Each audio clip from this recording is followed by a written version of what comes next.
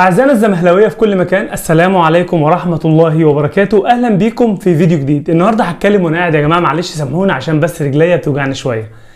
النهاردة يا جماعة هنتكلم عن أهم حاجة دلوقتي بتشغل الرأي العام برضه في النادي الأهلي، وهو المهاجم الأجنبي. المهاجم الأجنبي اللي هو يعتبر سر حربي، يعني سر عسكري من أسرار النادي الأهلي.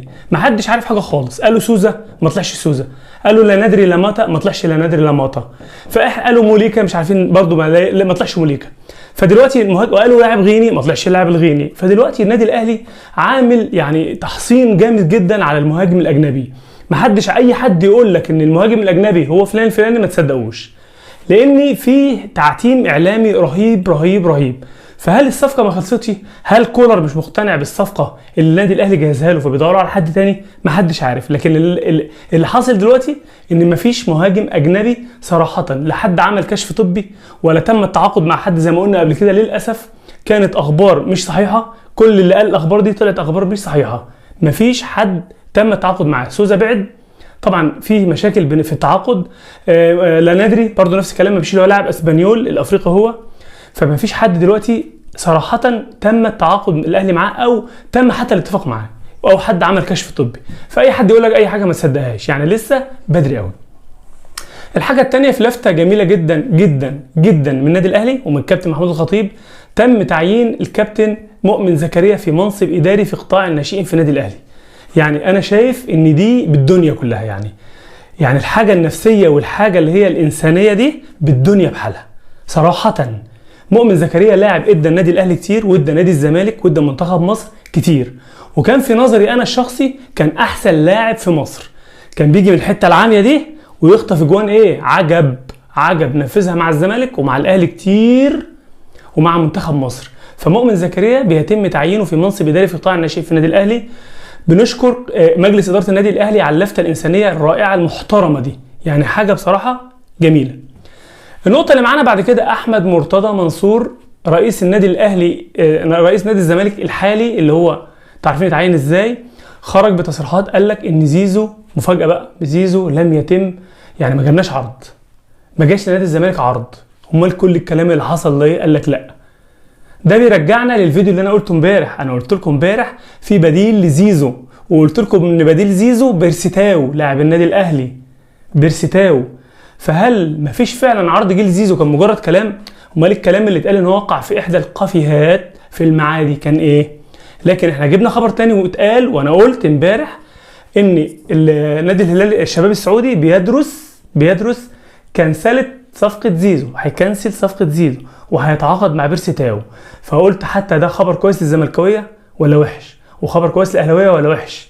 يعني الزملكاويه هينبسطوا ان زيزو هيقعد، ما كان برضه لو مش كان هيوفر فلوس. الاهلاويه هيفرحوا ان بيرسيتاو ماشي، ما صدقوا ان بيرسيتاو بدا يتظبط ويمشي على الطريق صح. فاحنا مش عارفين. حتى بيرسيتاو كمان جاي له عقد من جنوب افريقيا بعد ما الاهلي نجمه ولمعه وظبطه. فبصراحه يعني لسه كل الكلام ده لسه ما حدش عارف حاجه. قلنا بعد كده برضه ان احمد مرتضى منصور لما اتسال قالوا له فين فلوس شيكابالا اللي كانت بتتخصم من مرتبه وتتبعت لسبورتنج لشبونه، راحت فين؟ رد قال لك ممدوح عباس كان موقع غرامه على شيكابالا لان شيكابالا كان اتخانق مع حسن شحاته. ده الكلام ده يا جماعه قديم قوي، ده قبل 2011 ولا في 2012. معقول يعني كل الفلوس اللي كانت بتخصم دي كانت عشان شيكابالا اتخانق مع حسن شحاته والفلوس اتخصمت من شيكابالا؟ يعني مفيش حاجه راحت للنادي البرتغالي؟ لا. طب ده ينفع؟ لا ما ينفعش. طب احنا نعمل ايه دلوقتي كجماهير الزمالك؟ ما نعرفش. طب ايه اللي هيحصل؟ محدش فاهم حاجه. طب شيكابالا هيقعد ولا هيمشي؟ محدش فاهم حاجه. هتبطلوه كوره؟ مش عارفين. قعدتوا عبد الشافي عشان مفيش صفقات؟ قاعد عبد الشافي سنه كبر ومش قادر. الراجل قال لك انا مش قادر، انا هسلم الحذاء بتاعي خلاص. قال لك لا اقعد عشان مفيش صفقات. احمد مرتضى امبارح قال لك بنعمل له عرض مغري عشان يجدد. محمد صبحي شكله مش عايز يجدد.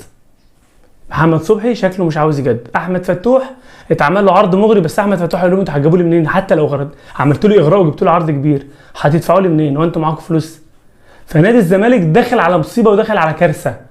اللي مش شايف كده يا جماعه يبقى مش شايف، اللي مش فاهم كده يبقى مش فاهم، اللي مش عارف كده يبقى مش عارف، اللي مش عالم كده يبقى ما يعلمش. نادي الزمالك رايح في مشكله جامده كمان. فالايام اللي جايه دي هنشوف ايه اللي هيحصل مع نادي الزمالك.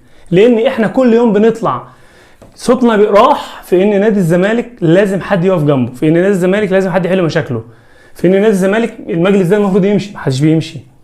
شفتوا نادي الاهلي، اتعلموا من النادي الاهلي مستقر ازاي؟ النادي الاهلي ماشي كده، لكن نادي الزمالك ماشي كده لتحت. فيا جماعه الكلام ده مش هينفع، لازم حد يمد ايده لنادي الزمالك. نتمنى ان يحصل صلح بين ممدوح عباس وبين الاداره الحاليه وبين كل رموز الزمالك، والناس تتنازل عن القضايا، والنادي الزمالك يقف على رجليه، عشان زي ما قلنا قطب من اقطاب الكره المصريه يقف على رجليه تاني، عشان قطبي الكره المصريه يقدروا يقفوا مع بعض ويقدروا يشيلوا الكره المصريه ويقدروا يشيلوا المنتخب. خبر تاني كانوا قالوا رمضان صبحي هيروح الزمالك، كان مرتضى منصور بيفرقع خبر كده ان رمضان صبحي جاي الزمالك وعبد الله السعيد اللي شكل بيراميدز هيسيبه. فمع ظل الازمه دي ومفيش كمان تسجيل ومفيش صفقات وفي غرامه على الزمالك، قفل باب القيد، الزمالك مش عارف يسجل صفقات، فازاي يعني؟ ازاي هتجيب رمضان صبحي وازاي هتجيب عبد الله السعيد؟ يعني نادي الزمالك من سيء الى اسوأ. فنتمنى الخير لكل الكره المصريه وجميع الانديه الكره المصريه من اجل المنتخب المصري ومن اجل الجماهير اللي ملهاش ذنب في اي حاجه. في نهايه الفيديو ما تنساش اللايك والشير وكومنت وسبسكرايب للقناه وتفعل زر الجرس علشان يوصلك الجديد.